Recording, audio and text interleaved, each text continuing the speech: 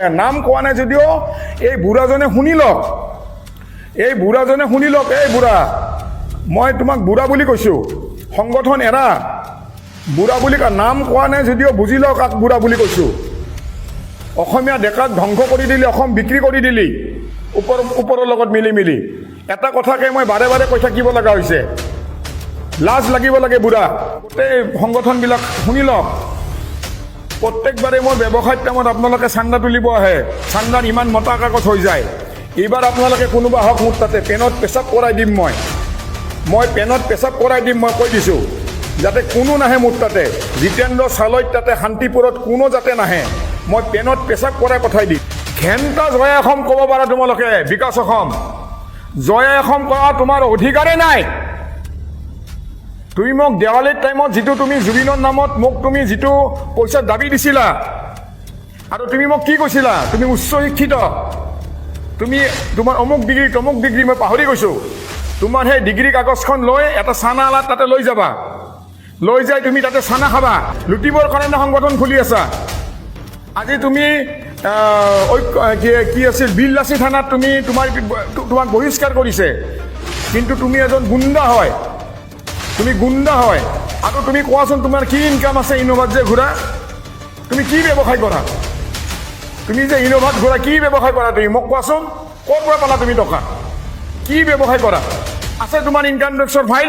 জন্মগতভাৱে মোৰ জন্ম যিহেতু মই চেণ্ট্ৰেল গুৱাহাটীত, মোৰ তেজ উতলি আছে, মোৰ ৰাতি টোপনি নাহে, দুটা স্লিপিং টেবলেট খায়ো টোপনি নাহে, যে মই এজন মানে অনা অসমীয়া বহিৰাগতৰ মানে হেৰিত থাকিব লাগিব, শাসনত মই থাকিব লাগিব। মোৰ এই বস্তুটো হজম হোৱা নাই। গোটেইবিলাক সংগঠন বিক্ৰী হৈ গ'ল। তেওঁলোকে জয় অসম দিয়াৰো কোনো অধিকাৰ নাই, তেওঁলোকৰ কোনো অস্তিত্বই নাই।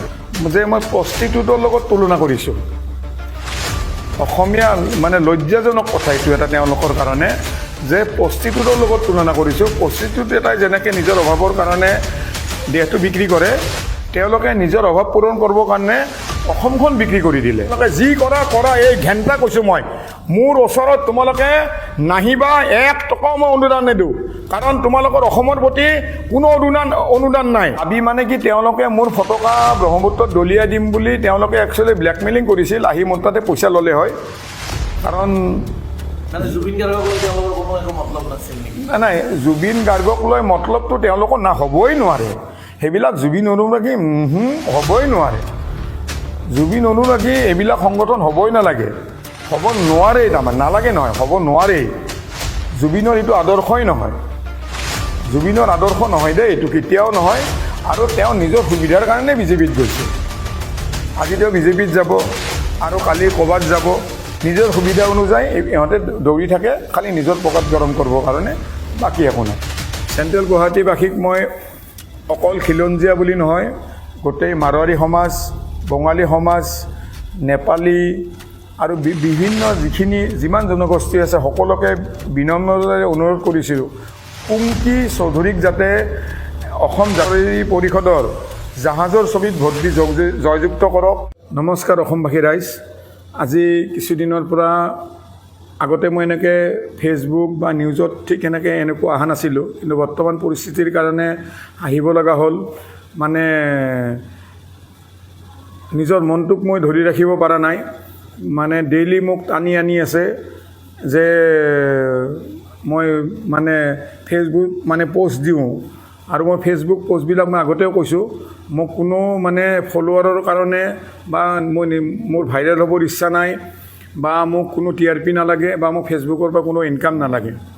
এতিয়া মোৰ এটা বাল্যকালৰ কথা আপোনালোকৰ আগত মই উত্থাপন কৰিব ওলাইছোঁ। মোৰ জন্ম 1973। যেতিয়া অসম আন্দোলন হয় তেতিয়া মোৰ কিজানি বয়স আছিল জাষ্ট 73 পৰা হ'লে তোমাৰ 8-9 বছৰ মোৰ বয়স হ'ব। এদিন ঠিক 7টামান বজাত, 7টা 7:30 বজাত, অলপ ভুল হ'ব পাৰে, 7টা 7:30 বজাত হঠাৎ ঘৰত দৌৰি 3জনমান ডেকা ল'ৰা আমাৰ ঘৰত আহি লুকালে। চুকে কোণে লুকালে, কোনোৱে পাকঘৰত সোমালে, লগে লগে CRP আহিলে, আহি তেওঁলোকক এনেকুৱা মাৰিলে, মোৰ গোটেই ঘৰৰ বাৰাণ্ডা তেজেৰে ৰঙালী হৈ গ'ল। আৰু আজিও মোৰ সেই তেজৰ চেকুৰা মোৰ চকুত মোৰ ভাঙি আছে, আজিও ভাঙি আছে। মোৰ মায়ে সেই তেজৰ চকুৰা কাপোৰেদি মুচিছিলে, সেই তেজৰ চকুৰা আজি কাপোৰেৰে মুচিছিলে। কিন্তু আজি অসমৰ সংগঠনবিলাকে সেই অসম আন্দোলনৰ কথা পাহৰি গ'ল, অসম আন্দোলনৰ কথা পাহৰি গ'ল। গোটেই সংগঠন বিক্ৰী হৈ গ'ল। আজি সেই অসম আজি আৰু নাই। আমি সেই অসমত আমি বাস কৰা নাই। এখন সেই 1980, 85, 90 অসম এতিয়া নাই। এতিয়া এখন সম্পূৰ্ণ এখন বেলেগ অসম। আৰু মেক্সিমাম সংগঠনেই ধ্বংসকাৰী সংগঠন। মই এতিয়া খবৰ পাইছোঁ যে আৰু এটা নতুনকৈ ধ্বংসকাৰী সংগঠন এটা খুলিব ওলাইছে, বিকাশ অসমে। সংগঠনটোৰ নাম হ'ল, মই আপোনালোকক জনাই আছোঁ, সংগঠনটোৰ নাম হ'ল নতুন সপোন, নতুন আশা, ভৱিষ্যতৰ কিছু কামৰ পৰিকল্পনা কৰিলোঁ। অসমৰ উন্নতিৰ স্বাৰ্থত আমাৰ এই প্ৰচেষ্টা অব্যাহত থাকিব। জয় অসম। ঘেণ্টা জয় অসম ক'ব পাৰা তোমালোকে। বিকাশ অসম জয় অসম কৰা তোমাৰ অধিকাৰেই নাই।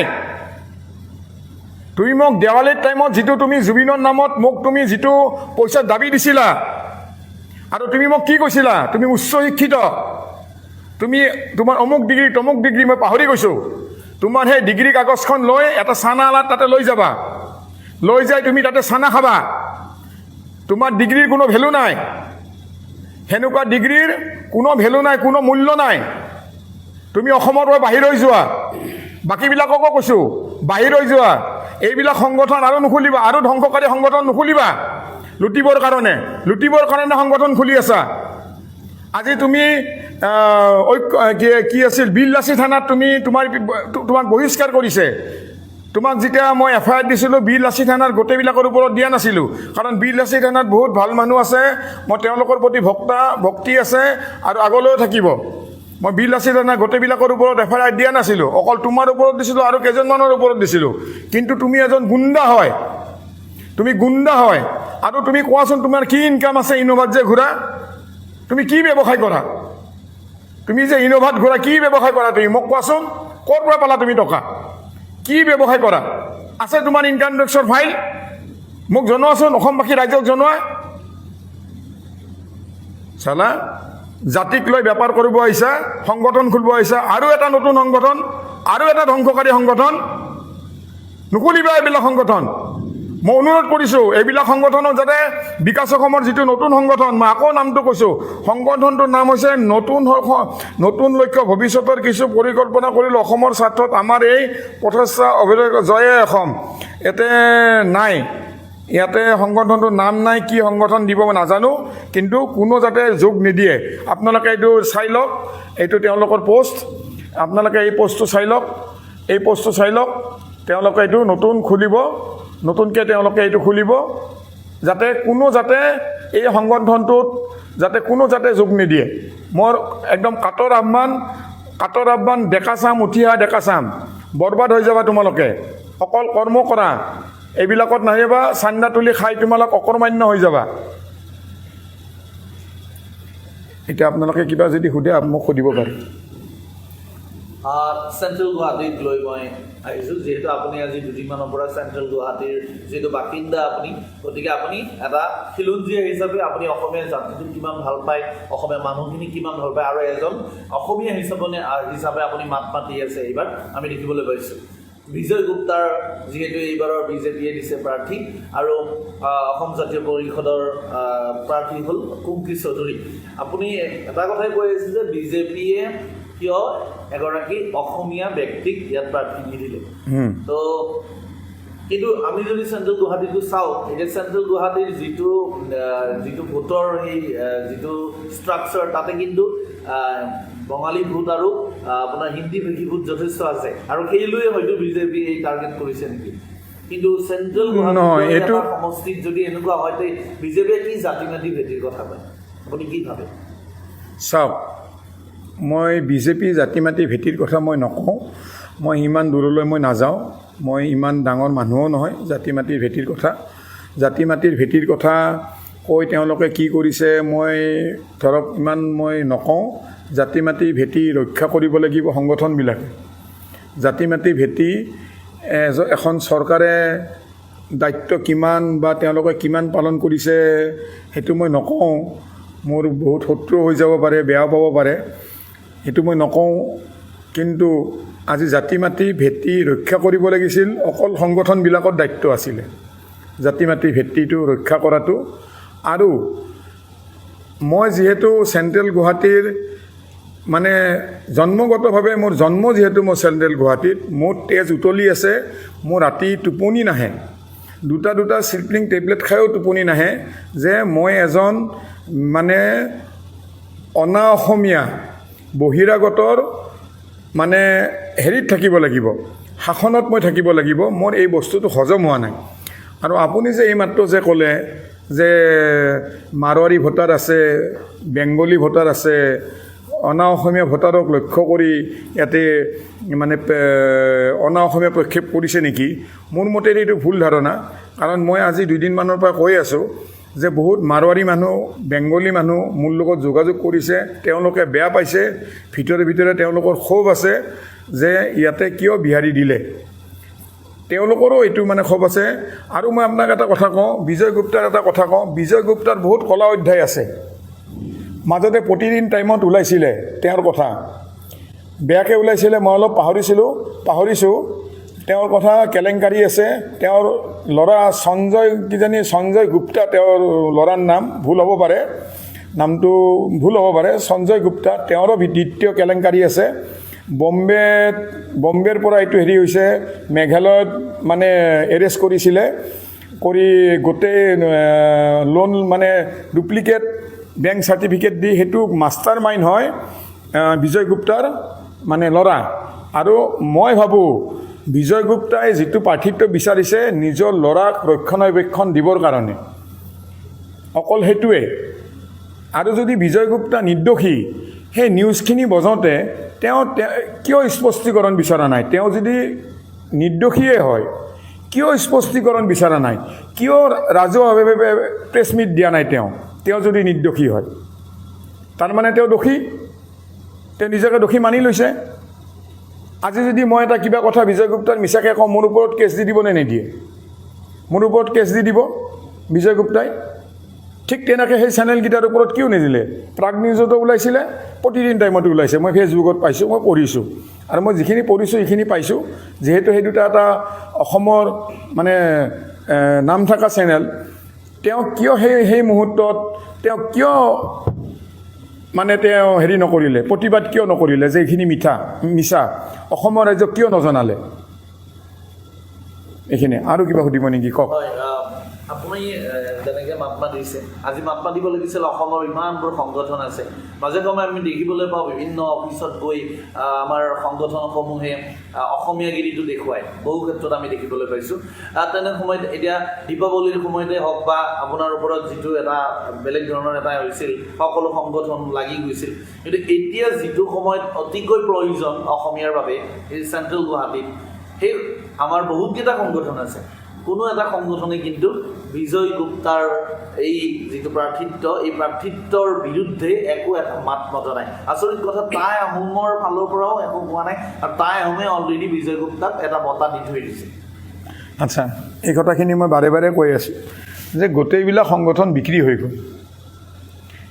তেওঁলোকে জয় অসম দিয়াৰো কোনো অধিকাৰ নাই, তেওঁলোকৰ কোনো অস্তিত্বই নাই, তেওঁলোক বিক্ৰী। মই যোৱাকালি মই কৈছোঁতো, যোৱাকালি এটা মই মোৰ ফেচবুকত ওলাইছে যে মই অসমৰ গোটেইবিলাক কোৱা নাই দেই, ভাল আছে তাৰে মাজত, যে মই প্ৰষ্টিটিউটৰ লগত তুলনা কৰিছোঁ। অসমীয়া মানে লজ্জাজনক কথা এইটো এটা তেওঁলোকৰ কাৰণে, যে প্ৰষ্টিটিউটৰ লগত তুলনা কৰিছোঁ। প্ৰষ্টিটিউট এটাই যেনেকৈ নিজৰ অভাৱৰ কাৰণে দেহটো বিক্ৰী কৰে, তেওঁলোকে নিজৰ অভাৱ পূৰণ কৰিবৰ কাৰণে অসমখন বিক্ৰী কৰি দিলে। আৰু তেওঁলোকৰ পৰা আপুনি কি বিচাৰিব?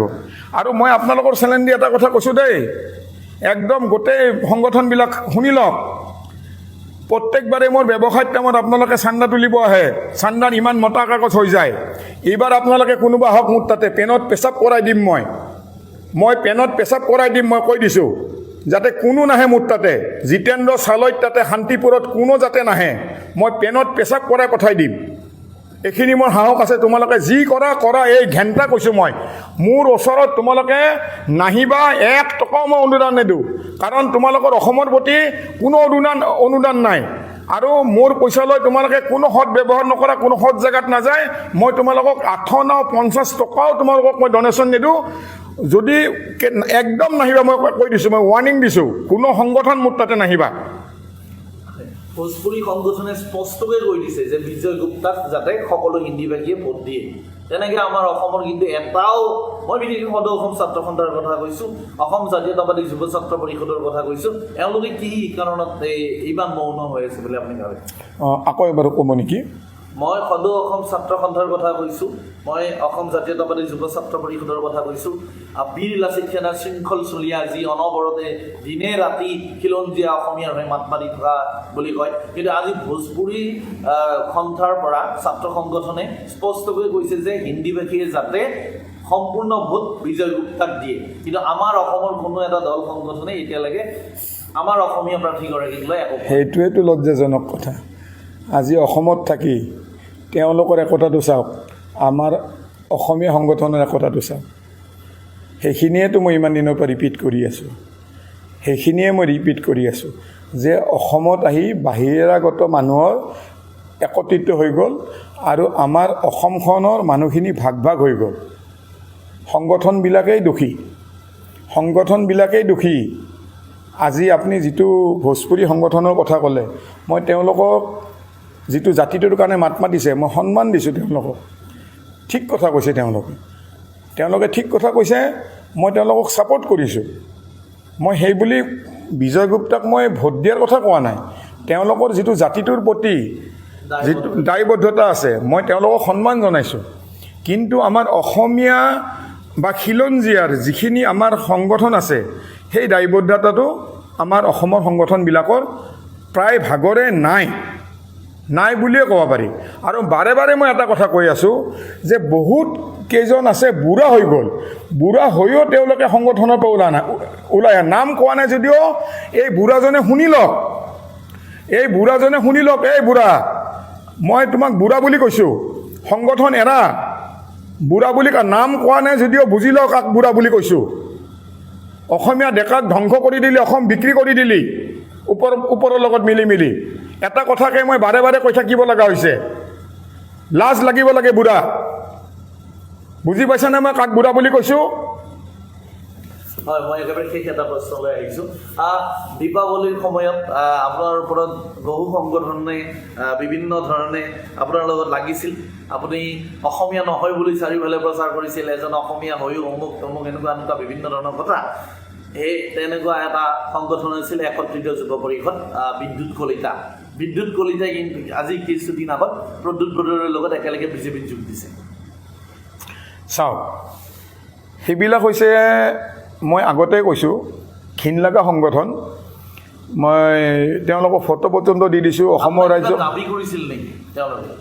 দাবী মানে কি, তেওঁলোকে মোৰ ফটকা ব্ৰহ্মপুত্ৰত দলিয়াই দিম বুলি তেওঁলোকে একচুৱেলি ব্লেকমেইলিং কৰিছিল। আহি মোৰ তাতে পইচা ল'লে হয়, কাৰণ জুবিন গাৰ্গক লৈ তেওঁলোকৰ কোনো একো মতলব নাছিল নেকি? নাই, জুবিন গাৰ্গক লৈ মতলবটো তেওঁলোকৰ হ'বই নোৱাৰে।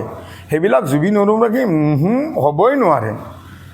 জুবিন অনুৰাগী এইবিলাক সংগঠন হ'বই নালাগে, হ'ব নোৱাৰেই। তাৰমানে নালাগে নহয়, হ'ব নোৱাৰেই। জুবিনৰ এইটো আদৰ্শই নহয়, জুবিনৰ আদৰ্শ নহয় দেই, এইটো কেতিয়াও নহয়। আৰু তেওঁ নিজৰ সুবিধাৰ কাৰণে বিজেপিত গৈছে। আজি তেওঁ বিজেপিত যাব আৰু কালি ক'ৰবাত যাব, নিজৰ সুবিধা অনুযায়ী ইহঁতে দৌৰি থাকে, খালি নিজৰ পকেট গৰম কৰিবৰ কাৰণে, বাকী একো নাই। আপুনি চেণ্ট্ৰেল গুৱাহাটীবাসীক লৈ কি ক'ব? চেণ্ট্ৰেল গুৱাহাটীবাসীক মই অকল খিলঞ্জীয়া বুলি নহয়, গোটেই মাৰোৱাৰী সমাজ, বঙালী সমাজ, নেপালী আৰু বিভিন্ন যিমান জনগোষ্ঠী আছে সকলোকে বিনম্ৰতাৰে অনুৰোধ কৰিছিলোঁ, পুংকি চৌধুৰীক যাতে অসম জাতীয় পৰিষদৰ জাহাজৰ ছবিত ভোট দি জয়যুক্ত কৰক। তেখেত বহুত উচ্চ শিক্ষিত, বাহিৰৰ পৰাই তেওঁ মানে শিক্ষা লৈ অহা, আৰু সেনেকুৱা যদি আমি প্ৰতিনিধিত্ব পাওঁ, আমাৰ এই চেণ্ট্ৰেল গুৱাহাটী সমষ্টিটো বহুত উন্নতি সাধন হ'ব। এই দুৰ্নীতিগ্ৰস্ত বিজয় গুপ্তাই কি কৰিব নিজৰ তেওঁ দোকানতে তেওঁ মানে খিলঞ্জীয়া মানুহ নাৰাখে তেওঁ অসমীয়া ভাষা ক'ব নোৱাৰে আজি যদি এজন মানুহে তেওঁক কিবা অসমীয়াত কিবা মানে এটা প্ৰব্লেমৰ কথা ক'ব যায় সেই তেওঁ কি কৈছে বুজিয়ে নাপাব কিজানি বেলেগক অসমীয়া মানুহ ৰাখিব লাগিব যে এওঁ কি কৈছে সুধিব লাগিব এইখিনি কথাই মানে তেওঁ ভালকৈ বুজি নাপায় তেওঁ খালি মিডিয়াৰ আগত ভাঙাকৈ কাৰোবাৰ দ্বাৰা সুধি কেনেকৈ কি ক'ম সেইখিনি অসমীয়া জানা দেখাইছে তাৰ বাহিৰে তেওঁ অসমীয়া নাজানে আৰু তেওঁৰ দোকানত গ'লেও হিন্দীত কথা ক'ব লাগে আৰু তেওঁ দোকানতো গোটেই হিন্দী ভাষী